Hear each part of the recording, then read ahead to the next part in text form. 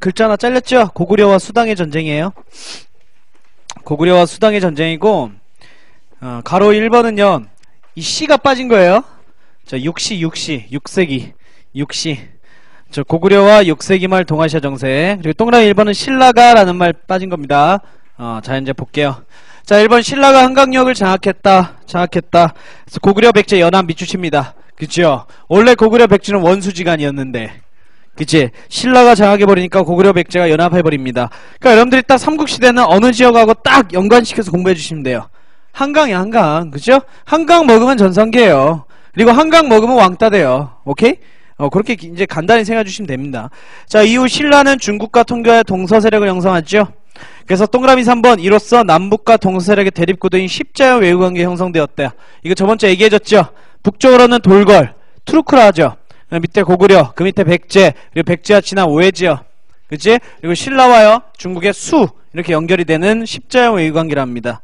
됐나요? 이때 고구려 영령 때 중국의 요서를 칩니다. 그래서 가로 2번에 자, 중국 고구려와 수와의 전쟁이 터졌던 겁니다. 그래서 세 번째 줄에 동그라미 하나 치세요. 살수대첩.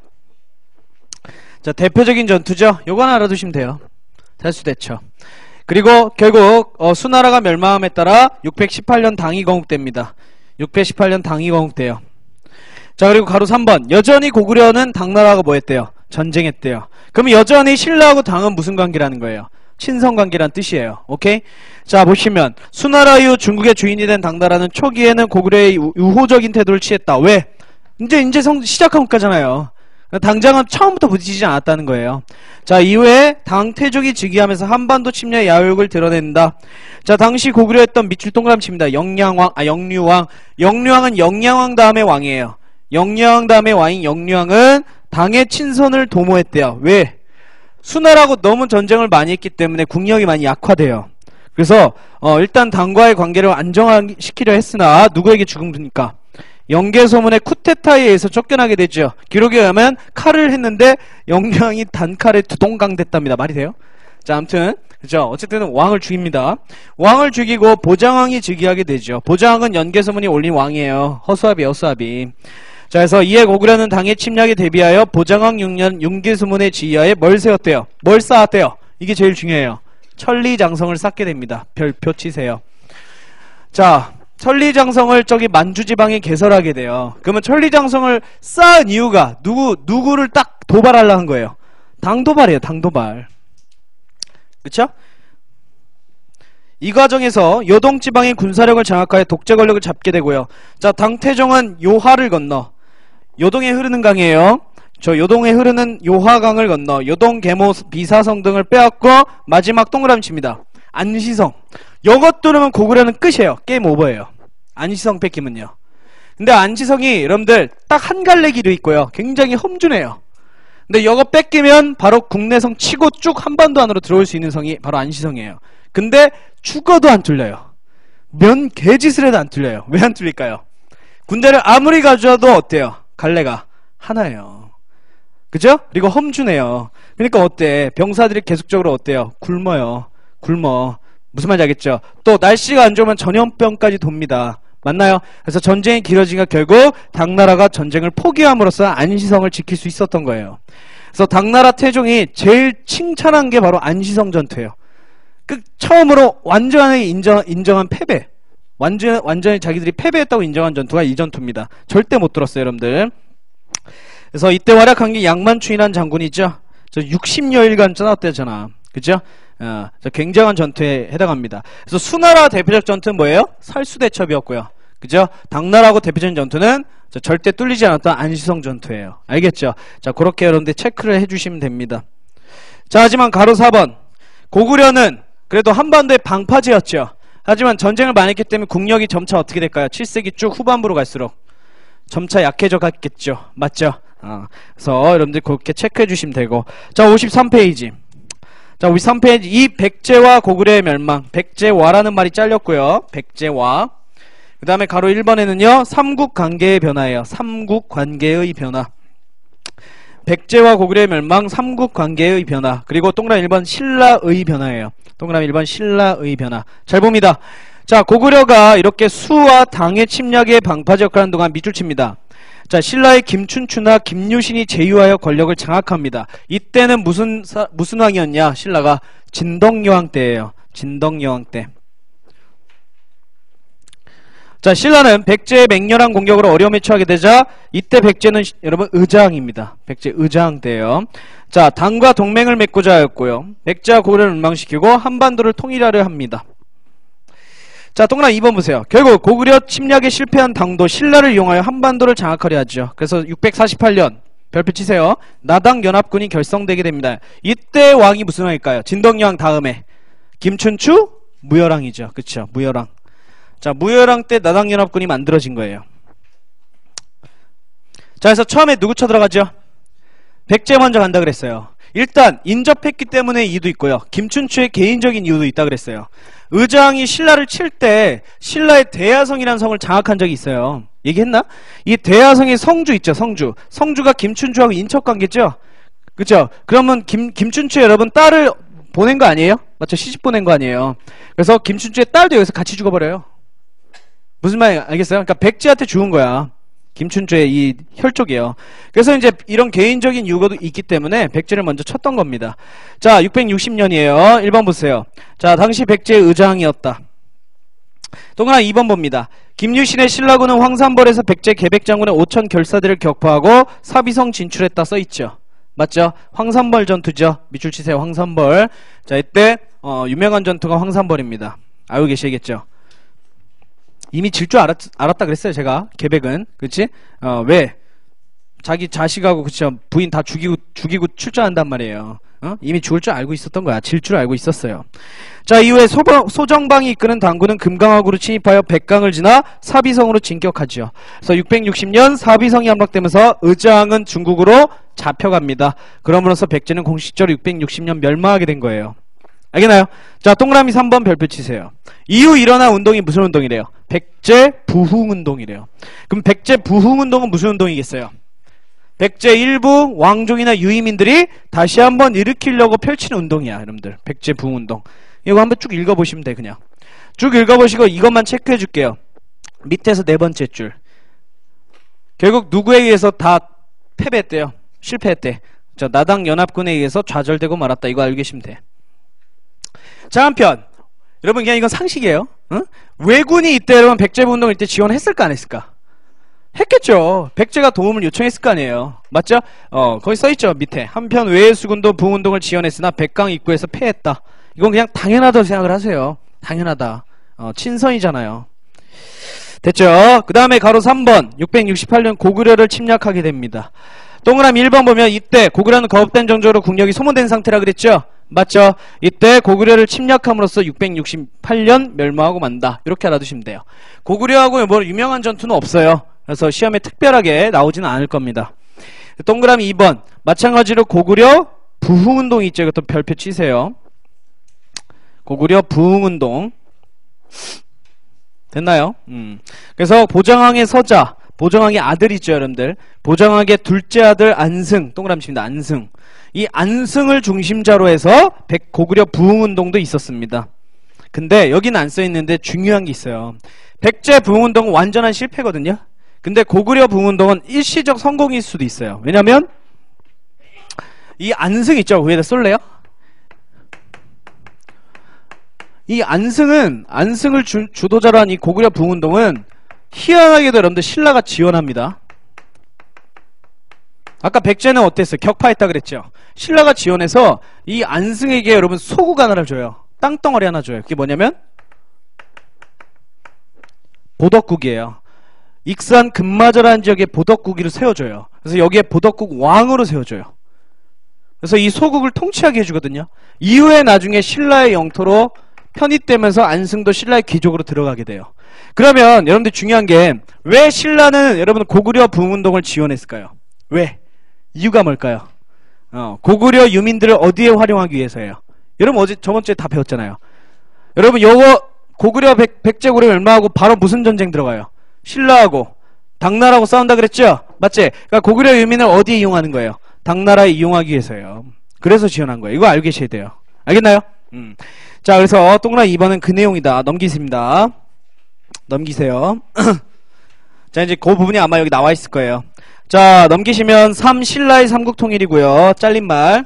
3 신라의 삼국통일이고 여러분들. 그리고 가로 1번은 나자가 빠졌어요.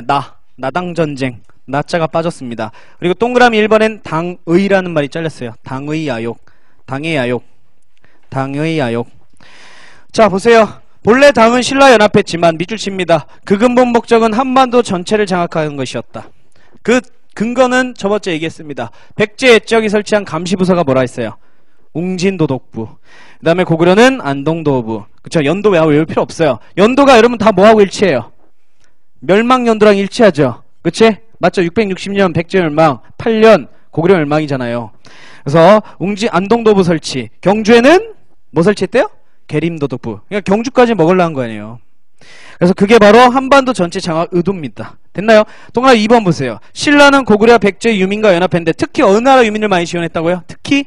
그쵸? 특히 고구려 부운동을 지원한 거야. 여러분들 여기서 백제 유민과 연합했다 써있죠? 백제 부운동을 지원한 의미가 아니야 여러분들. 알겠어요? 백제 일부 유민과 연합했다는 뜻이에요. 고구려 부운동을 지원했는데 거기 어디 나와 있어요? 기억에 나와 있잖아요. 별표 치세요. 기억. 요거 쓴 거. 보덕국왕으로 쓴 거 있죠? 기억에 나와 있는 거예요. 그래서 기억은 고구려 부흥운동의 지원에 대한 내용이 들어가 있는 거예요. 자, 결국 니은 신라의 문무왕은 백제 땅의 웅진도독부를 탈환하여 여기다 뭘 설치했대요? 소부리주를 설치했대요. 소부리주가 중요한 게 아니고 소부리라는 명칭이 있고요. 주가 뭐냐면 보통 신라에서는 지방을 주 혹은 군 이렇게 말해요. 그러니까 여러분 소부리주를 설치했다는 건 무슨 뜻이에요? 웅진 지역을 신라의 영토로 만들었다는 뜻이에요. 알겠어요? 자, 소부리주라고 해서 소부리주라는 지역을 설치했다는 뜻입니다. 됐죠? 자, 그 다음 디귿 보세요. 마전적성 전투 외우지 마시고 매소성 전투, 기벌포 전투에서 당의 수군 육군을 섬멸함으로써 리을 마지막에 있던 평양에 있던 당이 설치했던 안동도부도 밀어내버리고요. 밀어내버리고 무열왕 김춘추 아들 문무왕 때 삼국통일을 완성했다는 뜻이에요. 알겠죠? 오케이. 자, 통일의 의의는 뭡니까 여러분? 의. 다 있잖아요. 통일 의의는 뭐예요? 최초로 뭐가 통일했어요? 삼국이 하나로 됐죠. 최초로 민족 통일이다. 그리고 최초로 삼국의 문화가 어떻게 됐어요? 하나로 뭉치게 되었죠. 한계점 뭡니까? 영토의 엄청난 축소죠. 맞죠? 그게 한계입니다. 또 삼국 통일 과정 중 외세를 이용했다는 점. 자, 그런 게 조금 한계점이라 볼 수 있겠죠. 됐어요? 그래서 여러분들이 이렇게 삼국 통일 과정을 잘 알아두시면 됩니다. 이렇게 해서 공부를 좀 해주시면 되겠어요. 자, 4세기는 백제 전성기, 다시 말해요. 5세기는 고구려 전성기, 6세기는 신라가 한강 장악해서 삼국 항쟁을 주도해요. 맞죠? 그 다음에 그 왕따가 되죠. 그래서 중국과 연합해서 어떻게 최종적으로 어떻게 돼요? 그치? 백제와 고구려를 멸망시켰죠. 마지막에는 당나라가 한반도 전체를 먹으려 하자 나당전쟁을 통해서 삼국통일을 완성시킨 거예요. 신라가. 됐어요? 오케이? 이렇게 해서 여러분들이 꼼꼼하게 하나하나씩 공부해 주시면 됩니다. 특히 처음 하는 학생들은요, 꼼꼼하게 하세요. 꼼꼼하게. 처음부터 대충 해버리면 안 돼요. 알겠죠? 이제 공부를 좀 웬만큼 한 바퀴 두 바퀴 돌린 사람은 핵심 위주로 해도 괜찮은데 처음 한 사람은 처음부터 그렇게 하지 마요. 요령이에요, 요령. 그러면. 그래서 그거 나오면 맞추지만 그 이외에 나오면 어떻게 돼요? 이번 연도에 망하는 거예요. 알겠어요? 매번 여러분들이 난이도가 똑같지 않아요. 한국사 어려울 때도 있고 쉬울 때도 있고 왔다 갔다가 심해요. 한국사가. 그러니까 여러분들이 꾸준하게 좀 공부해 주시면 될 것 같아요. 자, 55페이지 딱 들어가기 전에 이제 칠판으로 좀 얘기를 하고요. 그 다음에 또 마찬가지로 책으로 좀 접어줄게요. 자, 그러면 여러분들 이제 뭘 배우는 거죠? 통일 신라를 배우시는 거예요. 통일 신라. 통일 신라를 배우십니다. 자, 일단 우리 무열왕과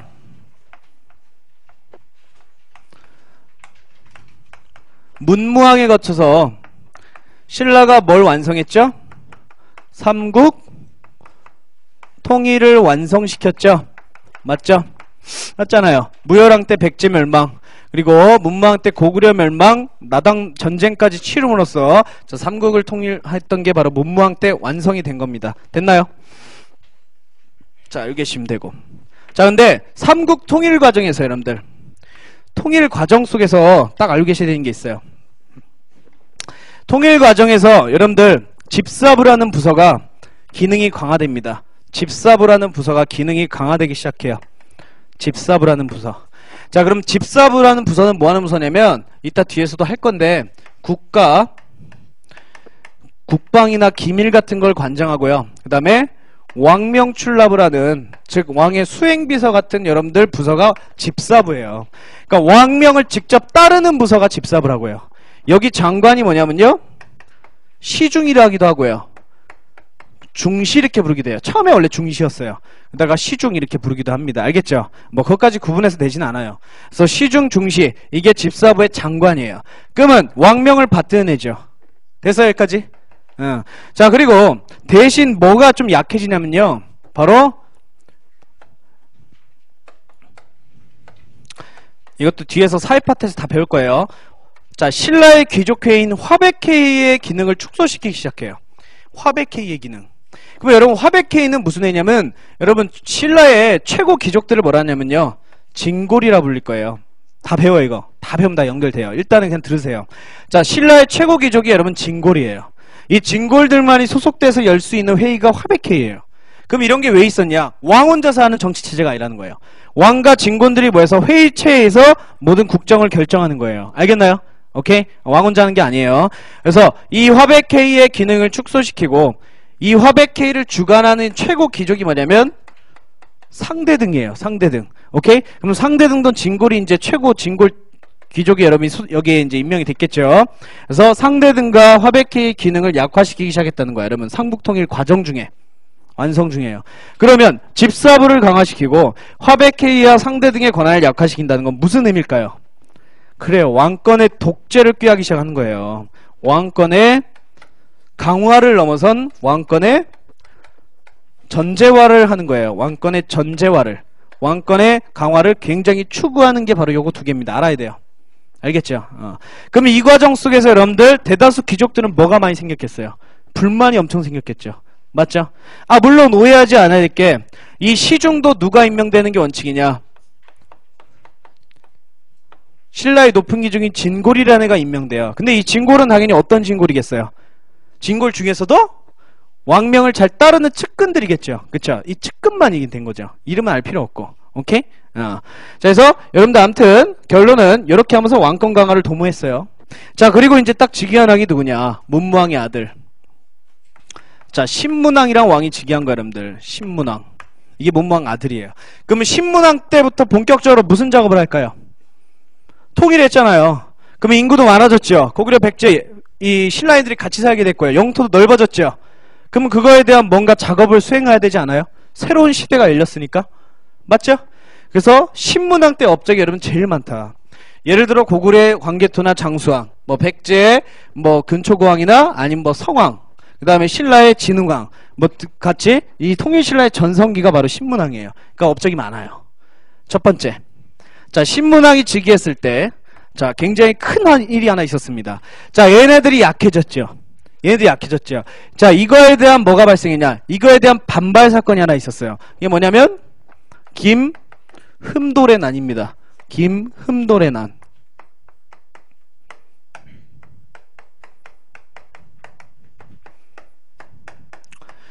김흠돌의 난. 자, 그럼 김흠돌이 어떤 놈이냐? 신문왕의 장인이고요. 자, 바로 상대등입니다. 그럼 이 사람이 왜 귀족들과 같이 모반을 했을까요? 왜 반역을 했을까요? 맞잖아요. 지금 왕권이 독재화되고 있고요. 맞죠? 집사부의 기능이 강해져서 반들이 이렇게 떨어졌죠. 이거에 대한 반발이라고 보시면 돼요. 오케이? 그래서 강력한 왕권에 도전한 일종의 난이었단 말이야. 그래서 이걸 딱 진압하고 이거에 왕에 반대하는 귀족들을 대대적으로 숙청해버립니다. 됐어요? 그러면 얘가 반란을 일으켰다는 거는 이 귀족들도 뭘 소유하고 있다는 거죠? 개개인적으로 사병을 거느릴 수 있다는 뜻이에요, 지금. 맞죠? 그러면 그거에 대한 조치 작업이 이루어집니다. 조치 작업이 이루어져요. 자, 그래서 여러분들 뭘 쓰냐? 관료전이란 거를 도입하고요. 관료전이란 걸 도입하고요. 자, 이전에 있었던 경제였던 시급이란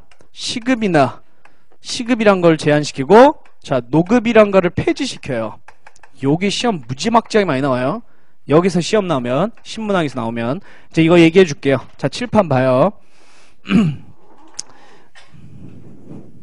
자, 일단 시급과 노급, 요것부터 설명을 해주겠습니다. 시급과 노급이 뭐길래? 자, 시급과 노급은 삼국시대 때부터 있었던 경제체제예요. 잘 보세요. 토지제도예요. 토지제도. 자, 일단 시급은 군공자에게 주는 지역이고요. 그러니까 나라에 특별한 공로가 있는 사람에게 줘요. 왕족 혹은 군공자. 그리고 노급은요, 왕에게 충성을 하는 관리예요. 그쵸? 귀족이자 관료에게 주는 게 바로 노급이에요. 오케이? 자, 그러면 이건 뭘 할 수 있냐? 잘 봐요. 요거예요. 자, 제가 A라는 귀족이에요. 최영재라는 귀족입니다.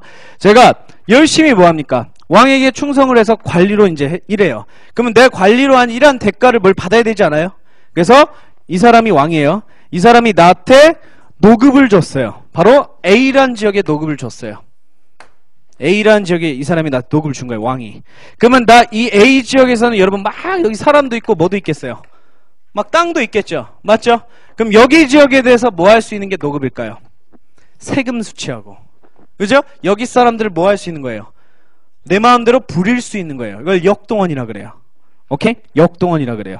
그러니까 여러분들 뭐 할 수 있는 거예요? 노급은 이 내가 받은 일정한 지역에 대해서 조세를 수취하고, 조세는 땅에서 이제 걷는 거예요. 그러니까 곡물을 수취하는 걸 조세라 그래요. 우리 경제에서 또 배울 겁니다. 또 이 지역의 특산물도 수취하는 거예요. 이걸 곡물이라 그래요. 곡물. 오케이? 플러스 얘들은 마음대로 부려먹는다 그랬죠. 그쵸? 그걸 뭐라 할까요? 역동원이라 그래요. 혹은 용동원이라 이렇게 부르기도 해요. 용. 노동력, 용. 그래서 이 노급은, 여러분들 노급 시급은 내가 받은 지역에 대해서 조세 수치, 특산물 수치, 역동원할 수 있는 게 바로 노급이었다. 오케이? 근데 내가 만약에 관리이면서도 특별한 공로가 있다고 쳐보자고요. 응? 내가 이 지역을 장악했어요. 그러면 이 사람 왕이 나한테 요 지역만큼의 뭘 주는 거예요? 시급을 주는 거예요. 시급. 오케이? B는 시급이고 노급은 뭐예요? A죠. 그렇죠? 노급은 관리란 대가, 관리의 대가. 시급은요, 관리면서 군공의 대가예요. 내용은요, 같아요. 알겠어요? 같아요. 됐나요? 그러면 잘 봐요. 노급과 시급을 가지고 있는 저 같은 경우는 어마어마하지 않아요? 이 지역에 다 사람들 내 마음대로 다스릴 수가 있어요. 예를 들어 AB 지역이 여기라고 칩시다. AB. 그러면 저는 여기다가 제 별장을 짓고 싶으면 여기 사람들 마음대로 내 마음이에요. 왕 허락 받을 필요가 없는 거야. 내 마음대로 여기 별장 지으세요. 할 수 있고요. 강제로. 그 다음에 이 B라는 지역을 내 군대로 키우고 싶어요. 그럼 여기 갑옷 입히면 여러분 군대가 되는 거예요. 됐어요? 엄청난 권한이잖아, 여러분들. 오케이? 그러면 신문왕이 이걸 량을 제한시켜요. 이건 폐지할 수는 없어요. 군공자니까. 왕족이니까. 노급을 아예 폐지시키고 뭘로 바꿔버렸어요? 관료전을 바꾼 거야. 그럼 관료전을 바꾼 거는 이 세 개 중에 뭘 못하게 한 걸까요? 그쵸, 이거 못하게 한 거예요. 어려운 거 아니죠? 맞죠? 어려운 거 아니죠? 저 역동원을 못하게 하면 여러분들 뭘 못하게 하는 거야? 반란을 못하게 하죠. 그쵸? 역동원을 금지시킨 거 아니야. 반란 못하잖아요. 사병 확대를 할 수가 없는 거예요. 됐죠? 됐어요? 오케이. 자, 그럼 1, 2번은 무슨 의미예요? 왕권 강화의 의미인 거예요. 오케이. 됐죠? 어렵지 않잖아요. 그 다음에 세 번째. 그러면 이때 여러분들 높은 귀족들이 얼마나 많은 반발했겠어요. 그럼 많은 여러분 귀족들을 내친 거야. 왕권을 위협하는 귀족을 내쳤어요. 그럼 뭐도 키워야 돼요? 나를 뒷받침하는 신세력들을 많이 등용해야겠죠. 맞죠? 자, 진골이라는 귀족 밑에 한 끗 차이로 차별받는 애들이 있었어요. 능력은 뛰어난데 육두품이라는 이 계층이 있습니다. 다 배울 거예요, 어차피. 자, 육두품이라는 세력들을 대거 등용하기 시작해요. 육두품이라는 세력을 대거 등용합니다. 자, 육두품은 뭐에 능통한 애들이냐면 유학에 굉장히 능통한 사람들이에요. 유학. 그러니까 유교 공부를 많이 한 세력들이에요. 그럼 유교 공부는 뭐였어요? 그러니까 유학은 뭐에 이념이 있다 그랬죠? 충과 효라 그랬죠? 그러니까 주로 왕에게 충성을 다하는 세력들이 육두품이에요. 알겠죠? 그럼 왕 입장에서는 얘들을 많이 키워야 되지 않아요? 그치? 그래서 지속적으로 키우기 위해서 뭘 세울까요? 학교를 세워요. 그게 무슨 학교일까요? 국학이라는 학교입니다. 그래서 국학 설립도 해요. 이렇게 연결시켜서 외우면 돼요. 알겠죠? 그래서 육두품, 유학에 능통한 육두품을 채용하기 위해서, 그쵸? 국학이라는 학교를 설립합니다. 그러면 국학에서는 뭘 가르쳤겠어요? 주로 유학 경전 가르치는 거예요. 됐죠? 오케이? 자, 그 다음에 4번 봅니다. 4번. 내용이 많아요. 많으니까 시험에 나오기 쉬운 거예요. 내용이 많으니까. 자, 그 다음에 중앙정치를 완성해요. 중앙정치. 자, 중앙 14개의 부서를 완성시킵니다. 여기선 얘기 안 해요. 여기선 얘기 안 합니다. 딱 그래서 14부에서도 딱 할 거 한 3, 4개밖에 없어요. 다 안 해도 되거든요. 플러스 지방정치도 완성시킵니다. 지방정치는 특히 여러분 핵심이에요. 이건 정말 필요해 지금. 왜 필요해요? 영토가 넓어졌잖아요. 통일했으니까 영토가 넓어졌잖아. 이전 신라는 여러분 경상도일 때만이었잖아요. 경상도가 어느 정도 일부분밖에 없었죠? 근데 이제 고구려 백제 영토를 먹었잖아요. 일부분들을. 그러니까 지방통치는 정말 필요한 겁니다. 그래서 전국을 몇 주로 나누냐? 9주로 정비해요. 9주. 알겠어요? 9개의 주를 편성해요. 다 볼 거예요. 지도에서. 그 다음에 수도를 둘러싸고 오소경이란 거를 확립합니다. 오소경이란 거를 확립해요. 뭐 지도를 그려주면 요겁니다. 지도를 그려주면 지금 통일신라 영토가 여기에요. 대동강에서 원산만이라 합시다. 그럼 이거 통일신라 영토란 말이야. 그래서 이 전국을 몇 개의 주로 편성하는 거예요? 9개의 구역으로 편성하는 거예요. 알겠죠? 오케이? 지금 우리 최고 행정구역 단위가 뭐예요? 도지요. 도 혹은 광역시잖아요. 맞지? 자, 9주로 편성을 하고요. 오케이? 자, 수도가 어디예요? 경주죠. 금성이 있대. 금성이라 불러요. 금성을 둘러싸고 5개의 대도시를 이렇게 확립해요. 왜 만들었을까요, 여러분들? 이 대도시를요. 수도가 너무 치우쳐 있죠. 맞죠? 원래 수도 어디 있어야 돼요? 정중앙 아니에요? 대체로 정중앙에 있어야 돼요. 그래야 지방행정을 하기 편하잖아요. 근데 한쪽으로 치워져 있으니까 이걸 보완하기 위해서 행정구역 5개를 완성시킨 거야. 수도를 둘러싸고. 이게 오소경이에요. 물론 다른 이유도 있어요. 이건 다 뒤에서 또 배울 거예요. 한 방에 다 여러분들 내가 다 쏘라면 그냥 짜증나잖아. 그쵸? 언제 다 외워. 하나씩 해줄 거예요. 그래서 일단 자, 중앙정치 이렇게 지방정치 요거를 정비합니다. 됐나요? 그 다음에 또 뭘로 하냐? 군사제도도 완성시켜요. 군사제도. 그게 뭐냐면 구서당 10정이에요. 구서당 10정. 자, 구서당이 여러분 중앙군입니다. 서당이라 불러요. 서당. 그래서 중앙군은 구서당 9개의 부대로 구성되어 있고요. 특이할 만한 점, 구서당에서는 신라인만이 포함되어 있지 않아요. 누가 포함되어 있을까요? 고구려, 당나라? 고구려, 백제인, 그리고 고구려가 피지배층으로 데리고 있던 이 만주의 말갈인들이 있어요. 그래서 어쨌든 고구려 백제인들을 주축 세력으로 여기 포함을 시켜줍니다. 왜 시켜줄 것 같아요? 왜 중앙에서 활동할 수 있게 해줬을까요? 고구려 백제인들을. 불만회유지. 그쵸? 걔들을 만약에 차별하고 막 내치면 어떻게 돼요? 걔들이 백방 멀리 일으켜요. 반란이야. 그러니까 걔들 불만을 풀어주기 위해서 여기에 포속시켜준 거야. 그러니까 관리로 활동할 수 있게 해준 거예요. 10정. 잘 보세요. 왜 10정일까요? 전국이 9주인데. 그러면 주의 정이라는 이 군사단위를 하나씩 설치한 거거든요. 근데 왜 9정이 아니고 10정일까요? 여기는 지금 국경지대 아니에요? 그죠? 그러니까 여기는 하나에 더 설치한 거야. 오케이? 예, 이 지역이 여러분 한주란 지역이에요. 9주 중에 한주. 여긴 2정을 둔 거예요. 그래서 10정이에요. 됐죠? 별거 아니죠? 오케이? 자, 그래서 이렇게 지방, 중앙, 지방, 그 다음에 군사제도까지 완성시키는 항이 신문항이다. 특히 여러분들 특히 여러분 이번 작업 때문에 굉장히 뭐가 안정됐을까요? 민생이 안정돼요. 왜요? 농민들은 원래 세금도 내야 되고 특수한물도 내야 되는데 뭐까지 시달렸어요? 개개인적인 귀족들의 노동력 동원도 시달렸었죠. 맞죠? 근데 이제 이 노급을 폐지시켰기 때문에 역동원 돼야 안 돼요. 잘 안 될 거 아니야. 그럼 굉장히 민생이 안정됐을 때가 여러분 요거 작업 때문이란 말이야. 그래서 이때는 특별한 설화가 굉장히 유행합니다. 5번 이게 마지막이에요. 굉장히 이 시기 평화스러웠고요. 통일신라 국가가 안정됐다는 설화를 입증하는 거야. 시기를 입증하는 설화예요. 그게 뭐냐면 만파식적이라는 피리설화입니다. 피리설화. 자, 만파식적 피리설화는 뭐냐면, 자, 만파식적이란 피리를 불면요, 거칠었던 파도가 잠재워지고요. 그죠? 병마가 없어진대요.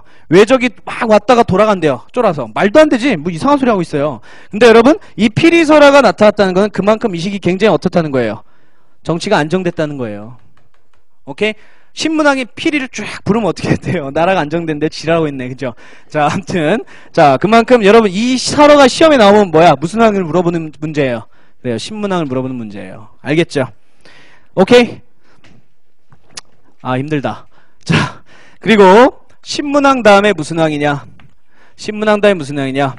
자, 이 다음부터는 이제 업적이 점차 줄어들기 시작해요. 그쵸? 여기가 이제 최고조야, 여러분들이. 이쪽이요. 자, 성덕왕이란 왕이 이제 나타납니다, 여러분. 성덕왕. 자, 성덕왕 때는 딱 두 개만 알아두시면 됩니다. 근데 여기서 하나만 쓸게요, 하나만. 어차피 문화사하고 그런 걸 다 봐야 돼서 일단 여기서 하나만 쓰겠습니다. 자, 성덕왕은 여러분들 딱 이것만 알아두시면 돼요. 정치사에서는 정전지급이에요. 정전지급. 이 정자는 성인 남자의 정자예요. 그러니까 남자들에게, 성인 남자들에게, 경제활동을 지고 있는 성인 남자들에게 일정한 땅을 지급한 게 정전이에요. 근데 사실 이거는 두 가지 의미예요. 자, 정전은 이 두 가지 의미로 확인하시면 돼요. 둘 중에 뭘 알아도 상관없어요. 답 맞추는 데는. 하나는 땅 없는 농민들에게 땅을 준 것도 정전이에요. 오케이? 오케이? 자, 근데 두 번째 의미는 뭐냐면요. 원래 농민들은 자기 땅을 소유해서 경작하고 있었거든요. 원래 농민들은 자기 땅을, 그 땅을 아무도 못 뺏게 그 땅의 소유권을 농민에게 딱 확립시켜 준 거야. 네 땅은 귀족들이 절대 뺏으면 안 돼. 그쵸? 누가 힘으로 뺏으면 안 되게 네 소유권을 인정해 줄게. 증명해 줄게. 그게 바로 정전이기도 한 거예요. 나머지 의미는 뭐라 했어요? 땅 없는 백성들에게 땅을 줘가지고 농민생활을 안정시켜 준 거라 그랬어요. 정전. 알겠죠? 오케이? 자, 그러면 정전을 지급한 이유는 뭡니까? 두 가지죠. 자, 농민생활을 안정시켜서 얘들이 정기적으로 뭘 잘 내게 하는 거예요? 그렇죠. 세금을 잘 내게 하는 거예요. 그러면 뭐까지 잘 쌓여요? 국가 재정 수입도 굉장히 안정됐겠죠? 그렇죠? 국가 재정 수입도 굉장히 안정됐겠죠. 됐나요? 됐죠? 그래서 요거는 교과서 그대로 표현에 의하면 이렇게 표현합니다. 국가의 토지 지배력이 강해졌다. 그 의미가 이 의미죠. 똑같아요. 국가의 토지 지배력이 강해졌다. 그만큼 농민생활을 안정시켜서 국가 재정을 늘리려 했다. 그러니까 귀족들이 지금 이 정전이라는 땅에서는 세금을 못 걷게 한 거예요. 국가가 직접 지급한 땅에서는 국가가 직접 걷지 귀족들이 못 걷어요. 왜? 귀족이 걷은 거는 귀족의 소유로 들어가 버리잖아요. 오케이? 그래서 여기서 난 세금은 국가 직속으로 들어가게 합니다. 됐죠? 그래서 성덕왕 때 여러분들 봤고요. 자, 마지막으로 결론 지으면 바로 성덕왕과 신문왕 때에 의해서 왕권이 굉장히 어떻게 된 거예요? 그렇죠? 강해지고 안정화된 시기라 보시면 돼요. 오케이? 이게 통일신라의 전성기예요. 8세기.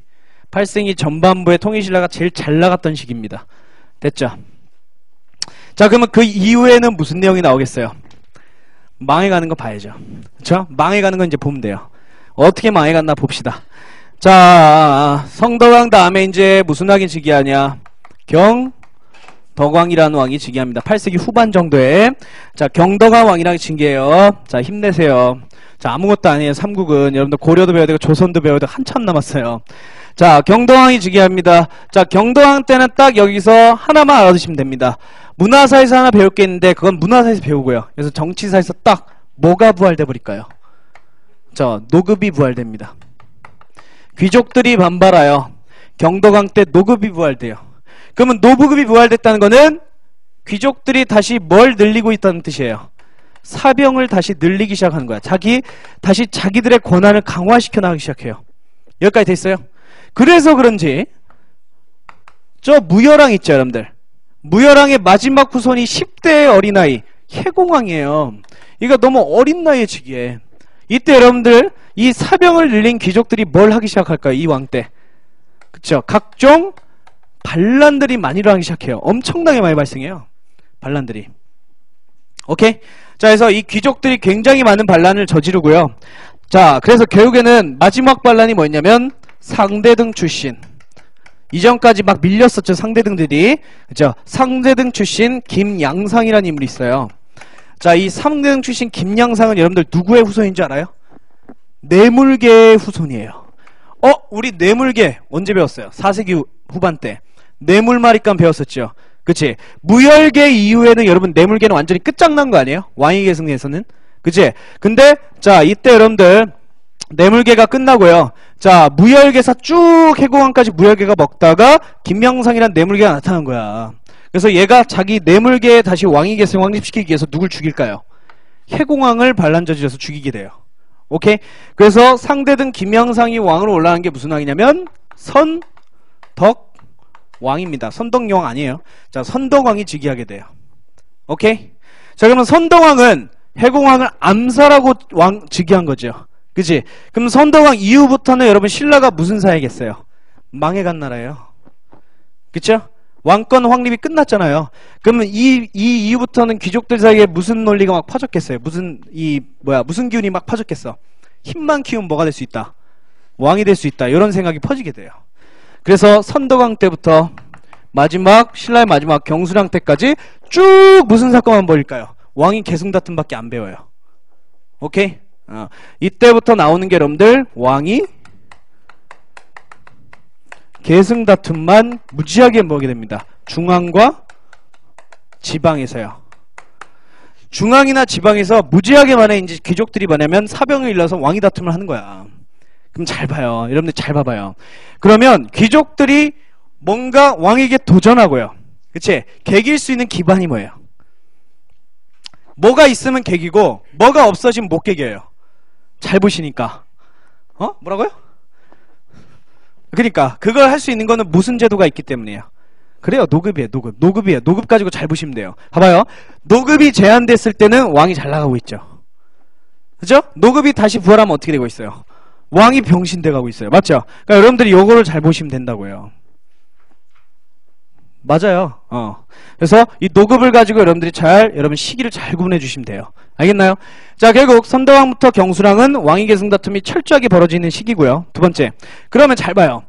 그러면 얘네들이 여러분 노급을 가지고 백성들을 무지하게 괴롭히지 않을까? 그럼 싸운다고 세금 많이 거둘 거예요. 또 싸운다고 사병동원 할 거 아니에요. 환장하죠. 그러니까 농민들이 살기 싫으니까 어때요? 튀어버리죠. 산에 들어가서 뭐가 될까요? 도적이 돼요. 그래서 이때는 무슨 반란이 끊이지 않았을까? 농민 반란이 끊이지 않습니다. 오케이? 자, 대표적인 게 여러분들 이 선덕왕하고 경순왕 사이에 진성여왕이라는 왕이 있어요. 오케이? 자, 진성여왕.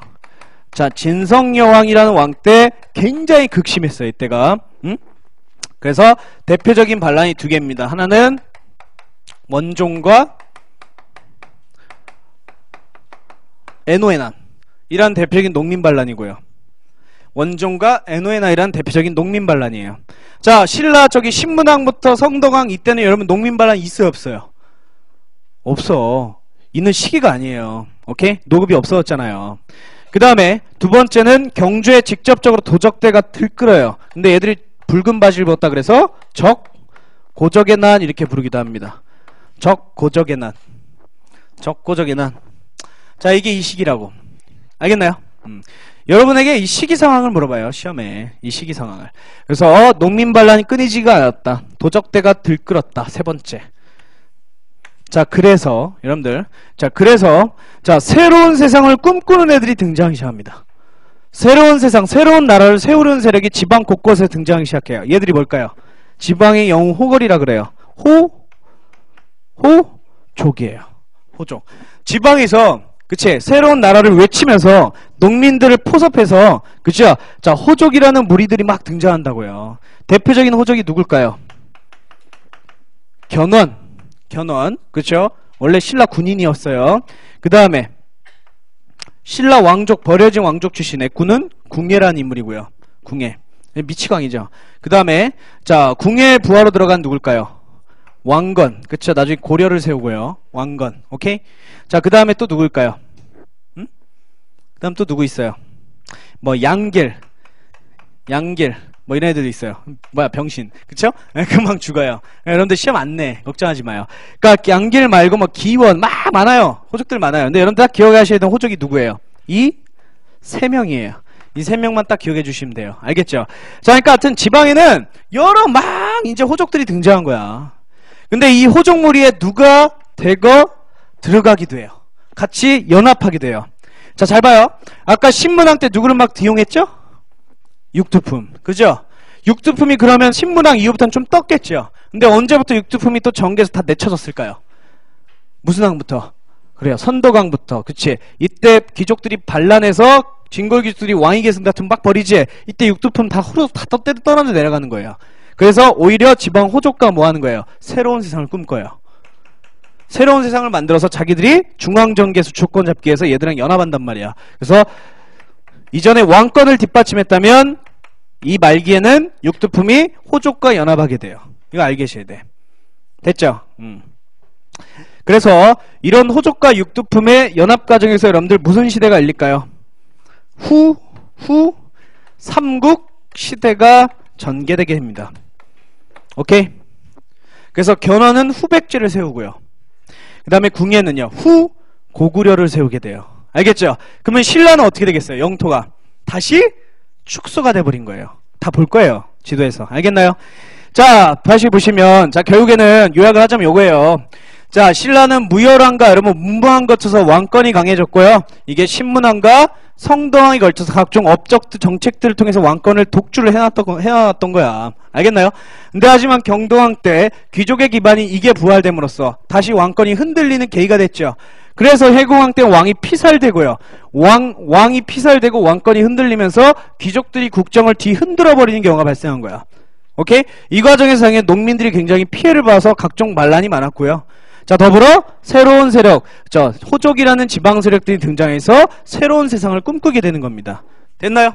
그래서 최종적으로는 저렇게 후삼국 시대로 전개가 되는 거예요. 됐죠? 그러니까 여러분 삼국보다는 통일신라 쪽이 공부하기 쉬워요? 어려워요? 이쪽이 더 쉬워요.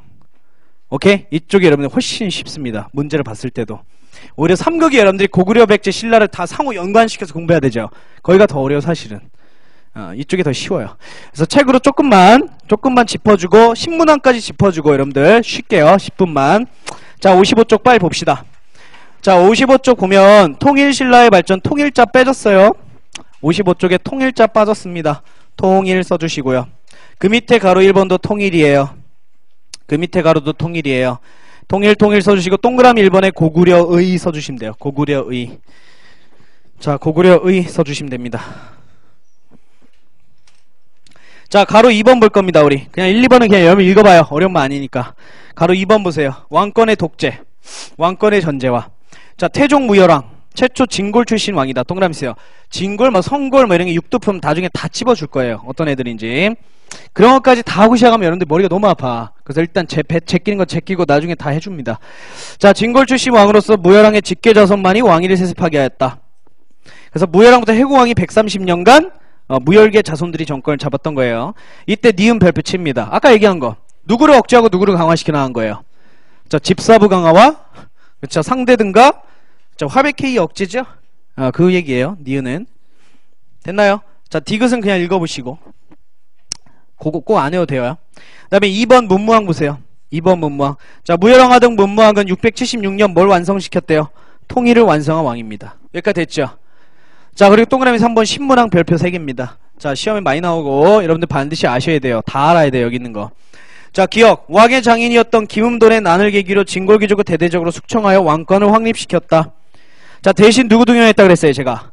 육두품을 등용했다 써있죠, 여러분들. 육두품. 행정실무자 정치적 조언자로 등용했다. 위에다 설총 써놓을래요? 설총. 나중에 배울 거예요. 설총이 어떤 인물인지 배울 거예요, 어차피. 설총 써주세요. 자, 그 다음에 니은. 귀족의 주경제기반이었다. 이게 제일 중요하죠? 뭘 폐지시켰다? 그쵸, 노급을 폐지시켰다. 밑에 화살표에 제가 뜻 써놨어요. 읽어주시면 돼. 자, 얘기했고요. 대신 뭘 줬다 그랬어요? 관료전. 기억하셔야 돼. 그러면 노급 폐지하고 관료전 도입은 무슨 강화의 의미에? 그렇죠, 왕권 강화의 의미. 알겠죠? 그것까지 기억을 해주시고요. 됐죠? 자, 디귿 봅니다. 자, 디귿에 14부 완성 밑줄 치세요. 예작부 다 뒤에서 볼 거예요. 그냥 14부 완성만 밑줄. 그 다음에 군사조직, 구서당, 지방군, 십정, 정비. 그쵸? 지방행정조직, 구주, 오서경, 정비. 됐나요? 이거 다 뒤에서 다 할 거예요. 하나하나씩 꼼꼼하게. 그래서 이 왕 때 됐다는 것만 일단 기억해 주세요. 일단 이 왕 때. 그 다음에 리얼 유학교육을 위해 국학 동그라미입니다. 주로 그러면 국학에 여러분들 입학했던 거는 누구의 자제들? 육두품 출신의 아들들이겠죠? 오케이? 자, 얘네들에게 유학교육을 실시하기 위해 국학을 설립했다. 또 이 시기에는 굉장히 평화로웠다. 무슨 설화? 만파식적까지 기억을 해주시면 돼요. 넘깁니다. 자, 넘기면 맨 위에 사료는 김음돌 모욕 사건에 대한 사료예요. 김음돌 모욕 사건에 대한 사료. 김음돌 모욕 사건. 그리고 밑에 왕이라는 말 빠졌어요. 왕이 교서를 내렸다. 왕이 써주시면 돼요. 어렵지 않으니까 그냥 한번 읽어보시고. 밑에는 만파식적에 대한 사료예요. 저 두 사료 나오면 무슨 왕 물어보는 거예요? 신문학 물어보는 거예요. 알겠죠?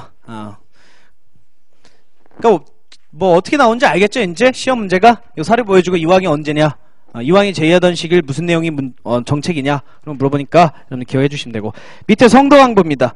자, 성도강. 자, 기업 백성들에게 정전 지급 동그라미칩니다. 얘기했죠? 땅 없는 백성들에게 땅을 주거나, 그쵸?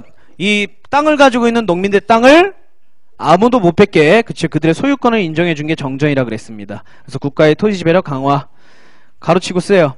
모두 여러분들 모두 쓰셔야 돼요. 가로치고 두 개도 써야 돼요. 농민생활 안정, 국가재정 수입 증가. 이것도 알아야 돼. 저 그냥 국가 토지 지배력 강화 이렇게만 알아두면 안 돼요. 그럼 여러분들 문제 적용형이 안 돼. 그 뜻은 요 두 개를 말해요. 요 두 용어도 알아야죠. 국민생활의 안정과 국가의 뭐다? 재정 수입 증가. 여기까지 알고 계셔야 돼요. 자, 니은은 나중에 얘기를 할 거예요. 발해까지 얘기를 하면 이게 이제 연결이 되고요. 자, 그 다음에 동그라미 5번 경동항은 딱 일단 뭐 하나 알아두셔야 돼요. 뭐 하나만. 기억만 알아두는 거예요. 뭐 부활이에요? 그렇죠. 노급부활. 노급부활. 757년 노급부활.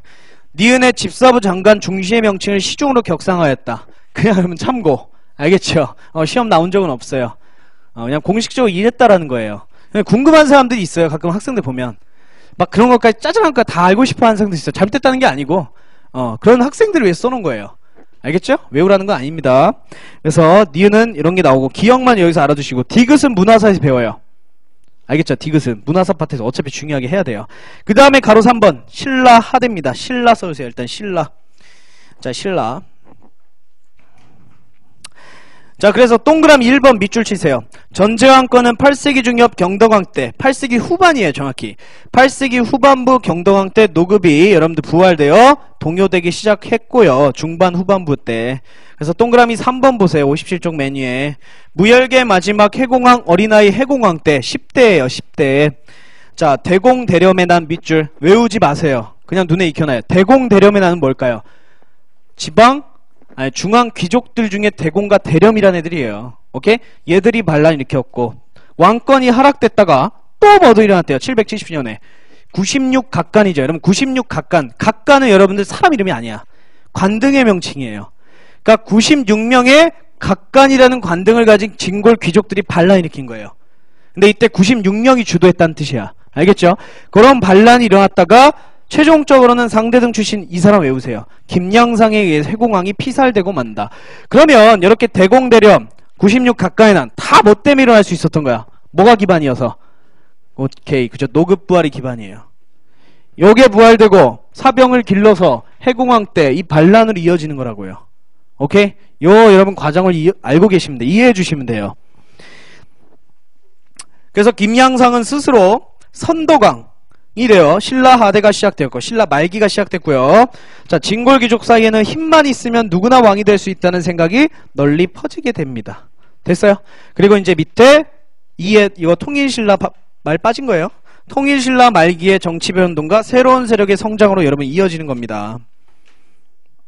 됐습니까? 자, 이거 다 배운 거니까 금방 볼게요. 가로 1번의 배경이란 말 써주세요. 배경. 자, 결국 자, 신라 말기는요, 중앙귀족 간 권력쟁탈전으로 국가기강 문란해지고 왕권 밑줄 주세요. 왕권의 약화와, 그쵸? 신문왕과 성도왕 사이보다 왕권이 약해졌죠. 그죠? 지방통제가 약화됩니다. 자, 여기서 지방에서 누가 등장했대요? 호족이 등장했고요. 동그라미 주세요. 호족이 등장했고요. 본래 왕권을 뒷받침했던 육두품도 신라에 적대적으로 변모하게 되어 누구랑 연합했다 그랬어요? 호족과 연합했다 그랬죠. 오케이? 자, 이렇게 연결이 되는 거야, 여러분들. 밑에는 신라라는 말 빠졌어요. 신라시대 군분. 신라시대 군분에 신라 빠졌고요. 그 밑에 상대 써주시면 돼요. 상대. 이거 바로 얘기해 줄 거예요. 알겠죠? 일단 기다리세요. 상대. 요 가로 2번에 왕위쟁탈전 전개 보겠습니다. 별표 치세요. 자, 아까 제가 신라 여기 말기 부분에 1번에 왕위 계승 다툼이 굉장히 많았다 그랬죠? 그거에 대한 내용이 1번에 있어요. 155년간 몇 명의 왕이 교체했대요? 20명의 왕이 교체했대. 전부 다 뭐예요? 피살하고 지가 정권 잡고 하는 거야. 알겠죠? 그래서 여러분 150은 20명 외우지 않아도 돼요. 그냥 이 상황이라는 걸만 이해하세요. 요 상황. 자, 그 다음에 동그라미 2번 귀족 중심의 정치였다. 오케이. 그러면 다시 뭐하고 뭐가 강해진 거예요? 집사부가 약해지고 화백회의와 상대 등이 다시 어떻게 된 거예요? 강해진 거예요. 저거랑 반대로 된 거예요. 알겠죠? 이거 알아두시면 돼요, 여러분들. 다시 반대로 된 거야. 그리고 동그라미 3번. 이때 있었던 대표적인 반란이 김원창의 난이래요. 되게 중요해요. 별표 치세요. 김원창의 난. 밑에 써있죠, 여러분들? 사료에 김원창의 난과 김범문의 난. 그럼 이 두 명은 뭐에 반발하면서 반란 일으킨 거야? 자기가 왕이 되지 못하는 거에서 반발한 거예요. 한번 볼까요? 자, 김원창의 아버지 김주원은 본래 무열계였다. 그럼 여러분 해공왕 다음에 원래 김주원이 왕을 잡아야 되죠. 무열계니까. 근데 여러분 해공왕이 누구한테 죽었어요? 뇌물계 김영사한테 죽었지. 그래서 김영사이 왕이 돼버렸잖아. 그러면 김주원은 뭐가 된 거야? 병신된 거야. 그죠? 그래서 뭘 한 거예요? 반발했다가 죽게 된 거예요. 그러면 김주원 아들 여러분 김원창은 왜 난을 일으킨 거예요? 자기 아버지 죽고 이제 무열계가 뇌물계에 밀려서 완전 끝장났잖아요. 그거에 반발하면서 왕위 계승을 잡기 위해서 반란 일으킨 거야. 어려운 거 아니잖아요. 됐죠? 자, 그래서 보세요. 선덕왕을 이어 왕위를 계승할 예정이었으나 뇌물왕계인 원성왕에게 축출돼버리고 만다. 이에 불만을 품은 김원창은 밑줄칩니다. 자, 헌덕왕 14년. 자, 신라 말기 때 왕 중에 하나입니다. 헌덕왕 14년 웅천주에서 거사를 일으키고 국호를 하고 연호를 세워요. 무슨 소리야? 독자적으로 그냥 자기가 지역을 잡고 반란 일으켜버린 거예요. 신라 정부를 무너뜨리고 새로운 나라를 만들려고 했던 겁니다. 그냥 뭐 쪽방 망했죠. 그쵸? 그래서 이 난이 진압되고 어떻게 됐대요? 아들도 난을 일으켰으나 실패하고 결국 무열왕의 직계들은 이제 왕위 계승에서 완전히 물려나요. 끝나버립니다. 그래서 육두품으로 강등돼요. 밑줄 치세요. 육두품 강등. 육두품 강등이면 무슨 의미인지 알아요? 영원히 뭘 못할까요? 왕 자격을 박탈당해요. 왕 자격을 할 수 있는 게 진골 이상이에요, 여러분들. 알겠죠? 그럼 여러분들이 뒤에 나중에 우리 골품 제도를 배워요, 내일. 그거 배우면 더 확실해질 겁니다. 그래서 대표적인 일단 여러분들 신라 말기 때는 아니라는 거 알고 계세요. 김원창의 난, 김범문의 난은 안 외워도 돼요. 김원창의 난은 꼭 알아두셔야 돼요. 반드시. 그 다음에 또 무슨 난이 있대요? 846년에 장보고의 난도 있어요. 장보고의 난. 이것도 별표 쳐요. 드라마 해신이 있었죠. 해신. 그렇죠? 좀 오래됐지만 그거 관련된 게 장보고 아니에요? 자, 보세요. 자, 원래 장보고는 무슨 출신이래요? 평민 밑줄 치세요. 자, 좀만 힘냅니다. 힘내세요. 평민 출신. 자, 평민 출신인 장보고는 해상 세력으로서 완도에 청의지를 설치했다. 자, 원래 장보고는 여러분 신라에서 안 알아줘요. 왜냐면 평민이면 관리 활동을 못해요. 반드시 귀족 자식으로 태어나야지 관리로 활동할 수 있어요. 알겠죠? 그러니까 당나라로 일찍부터 넘어가요. 얘가 무예가 뛰어났대요, 이 사람이. 그래서 당나라 같은 경우는 능력이 있으면 과거 제도가 있기 때문에 관리가 채용이 됩니다. 그래서 묵과에 합격해가지고 뭐가 되냐면 뭐가 될까요? 무장, 그쵸? 무인으로서 활동을 하게 됩니다. 장군으로서. 좀 하급 장교예요.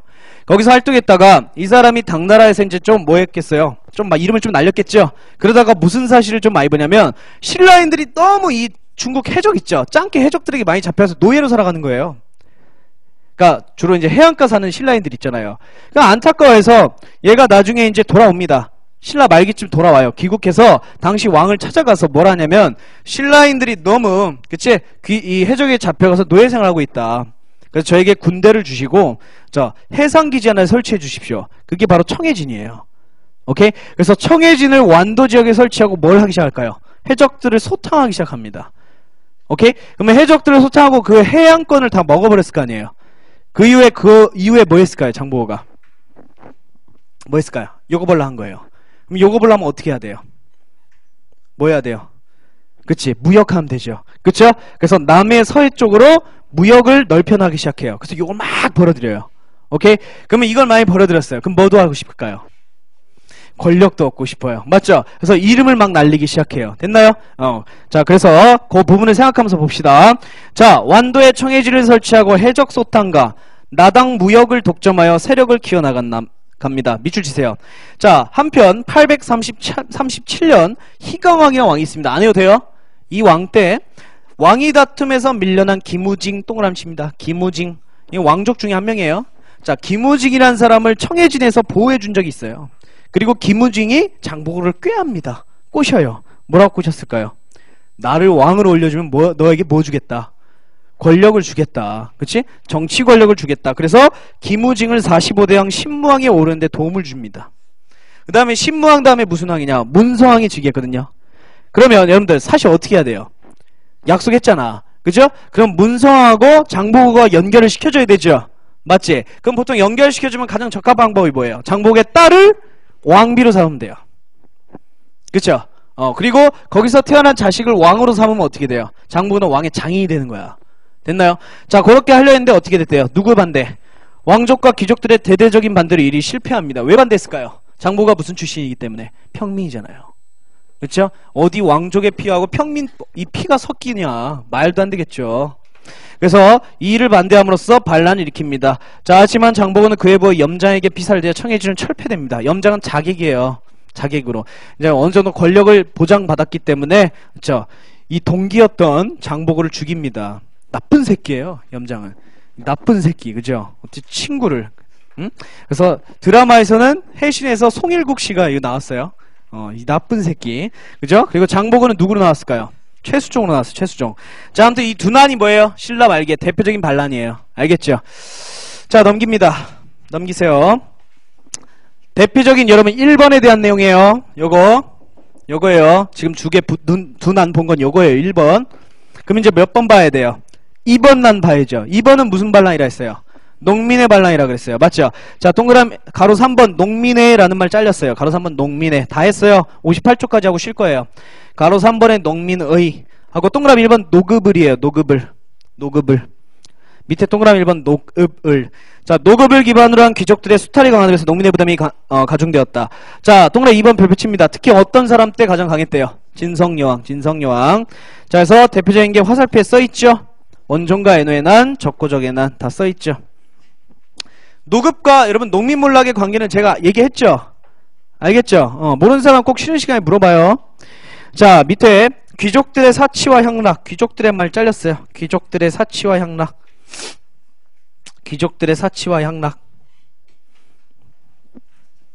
됐나요? 그리고 가로 4번 봅니다. 자, 이러한 상황에서 새로운 세력이 등장한다. 동그라미 1번에 호족 써있네요. 호족. 기역, 니은, 디귿 다 읽어보세요. 기역, 니은 다 읽어봐. 어렵게 써있지 않아요. 기역의 반독립적이란 게 무슨 뜻이에요, 여러분? 반독립적. 응? 반독립적이 뭐예요? 어느 정부에 반대하는 거예요? 신라 정부의 반기를 들고, 그쵸? 신라 정부에 독립적으로 등장했던 세력이잖아. 그걸 반독립적이라 하죠. 반독립적. 그래서 니은 스스로 지들을 뭐라 불렀대요? 그 지역의 성주, 장군, 왕 이렇게 불렀던 거예요. 됐나요? 그 다음에 동그라미 2번 육두품. 여러분 이때 육두품 누구랑 연계? 호족과 연계한다 그랬죠? 그래서 기억, 니은 묶어주시면 돼요.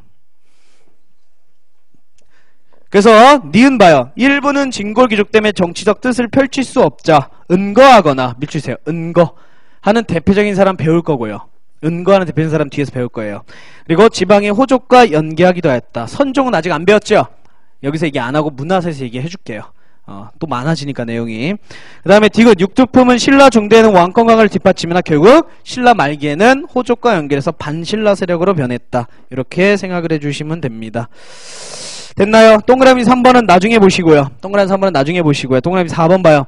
자, 이러한 가운데 대표적인 호족 중 견훤은 동그라미 칩니다. 견훤은 지방의 군사력과 호족을 토대로 여러분 완산주 동그라미세요. 무진주를 거쳐서 여러분들 완산주에 정착해요. 여러분 완산주가 지금 어딜까요? 전주예요. 전라도 전주. 오케이? 자, 전주에서 뭘 세웠대요? 900년 후백제를 세웁니다. 말 후백제야. 그럼 뭘 계승한다는 거예요? 팩제 계승하는 국가예요. 오케이? 그리고 궁예가 도적의 무리를 기반으로 송악에서, 여러분 송악이 지금 어딘지 알아요? 개성이에요. 개성. 북한에 있는 개성 지역. 그래서 북한의 개성에서 후고구려를 901년 건국하게 돼요. 그러면 여러분들 북부지방에 다시 후고구려가 떴고요. 그 다음에 전라도 지방에 다시 뭐가 떴어요? 충청도 전라도에 후백제가 떴죠. 그치? 신라는 다시 뭐가 된 거예요? 그렇지? 경상도 쪽으로 또 영토가 다시 축소된 거예요. 이게 무슨 시대예요? 후삼국 시대예요. 됐죠? 이게 더 쉽잖아 여러분들. 딱 공부할 게 몇 개밖에 없어요. 응? 요거밖에 없는 거 여러분들. 여기 딱 공부하시고 요거 공부하시고 요거 노급부활 딱 보시고, 그쵸? 해공왕 때 있었던 반란 그냥 공부해 주시면 되고, 이때 1번, 2번, 3번 딱 봐주면 끝나요. 삼국시대보단 낫다 이거예요. 됐죠? 자, 그래서 보면 우리가 통일신라까지 끝납니다. 통일신라까지. 그럼 이제 뭐 보면 돼요 여러분들? 발해를 안 남았어요. 발해. 고구려 멸망하고 고구려 유민이 북쪽에 세운 고구려 투죠. 발에만 딱 보면 우리가 고대사 끝납니다. 정치사. 자, 쉬기 전에 이거 하나만 쓰고 쉬세요. 아, 이거 금방 써요, 금방. 자, 신라시대 구분법만 딱 거기 써놓고 우리 쉽시다.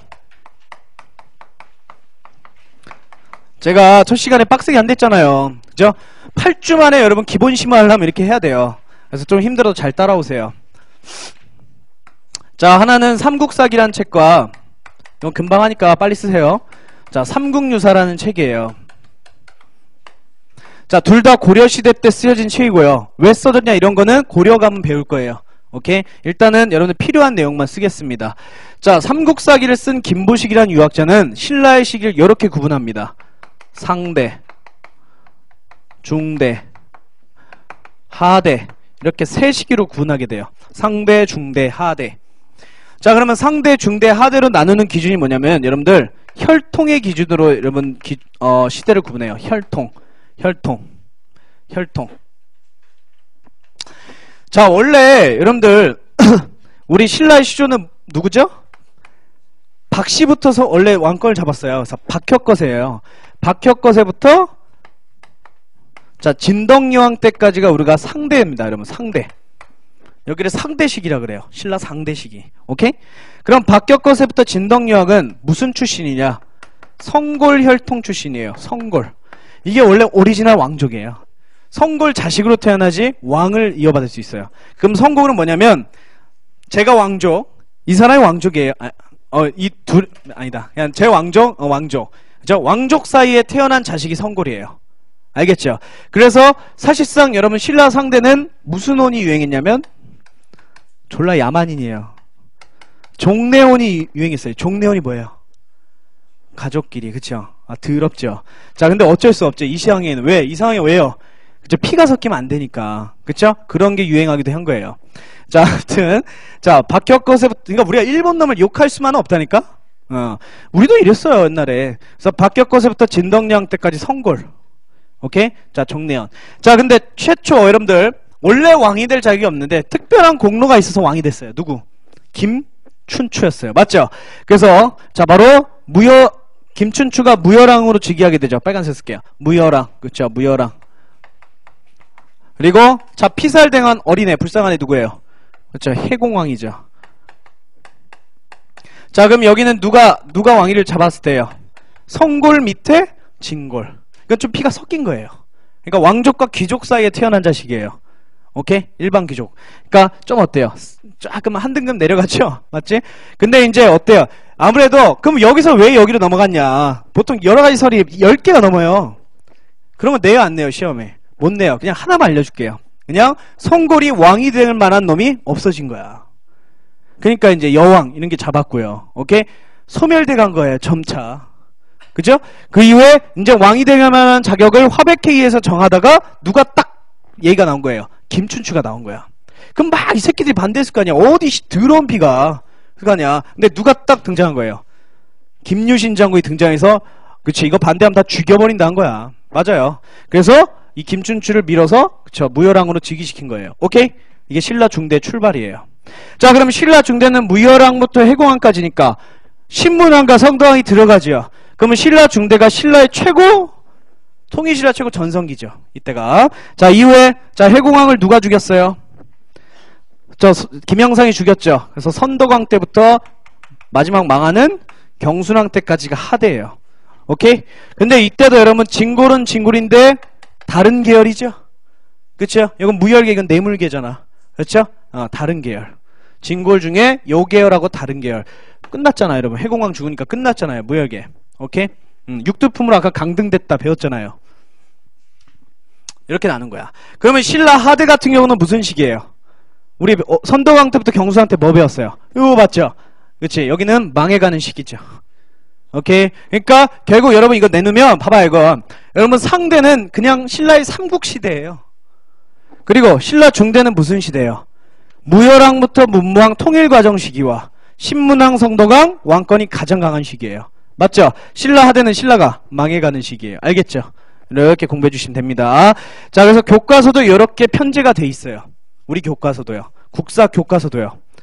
자, 근데 삼국유사가 또 있어요. 이거 분류법입니다. 근데 요거로는 시대 편제를 할 수가 없어요. 교과서에서. 왜? 굉장히 이 이념이 강해요. 누가 썼냐? 일연이라는 스님이 썼어요. 스님. 그러면 여러분들 아무래도 삼국유사 1연 쓸 때 여러분 신라가 뭐가 강했던 시기를 딱 기준으로 잡았을까요?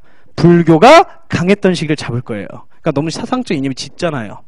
그래서 보시면 상고, 이건 금방 나옵니다. 금방 쓰시면 돼요. 중고, 하고 세 시기로 나눕니다. 삼국유사는요. 자, 중고는 신라가 불교를 최초로 공인한 왕. 무슨 왕이었어요? 불법흥왕. 이렇게 오라 그랬죠. 그쵸? 2차 돈의 순교. 법흥왕. 아이고, 분흥왕이라 됐네. 그쵸? 글사가 이상하네. 제가 흥분해서. 자, 법흥왕부터 불교 왕명을 쓴 게 무슨 여왕이냐면 진덕 여왕이에요. 오케이? 진덕 여왕. 그래서 법흥왕부터 진덕 여왕이 무슨 왕명?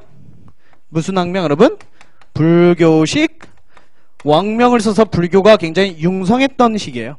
이게 중고 시기예요. 이걸 기준으로 잡아요. 됐나요? 그러면 이전 상고는 무슨 왕부터 무슨 왕이겠어요? 박혁거세부터. 법흥왕 아빠 지증왕이죠. 그쵸? 지증왕.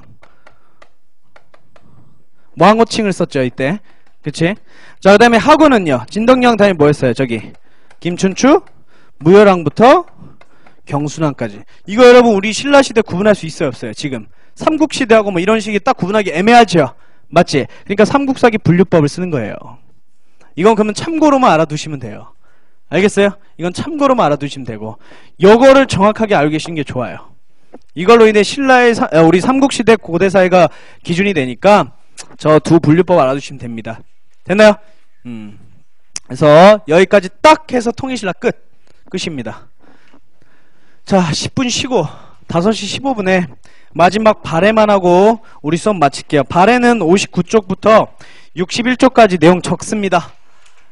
발해는 우리가 신라 뭐 삼국과 달리 적으니까 자, 좀만 힘냅시다. 15분에 시작할게요.